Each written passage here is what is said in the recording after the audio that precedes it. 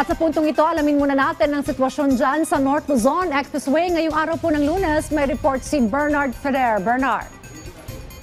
Dayan, pinaghahandaan na ng North Luzon Expressway NLEX ang pagbabalik ng mga motorista sa Metro Manila matapos ang long weekend.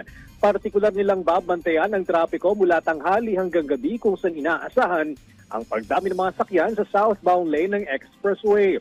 Nakadang NLEX na magpatupad ng counterflow sa bahagi ng Balagtas patungo sa Bocaue at Balintawak upang maibsan ang bigat ng trapiko.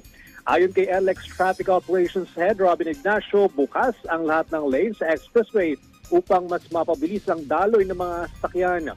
Ipinagpaliban din ang lahat ng roadworks at road closures sa buong expressway. Nakahanda rin ang emergency medical services ng NLEX kabilang ang mga ambulansya, tow truck at mga patrol vehicle.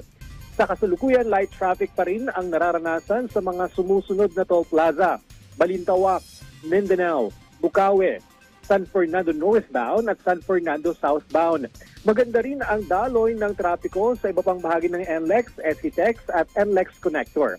Pinapaalalahanan naman ang mga motorista na magdoble ingat sa pagmamaneho at tiyaking nasa maayos na kondisyon ang kanilang sasakyan.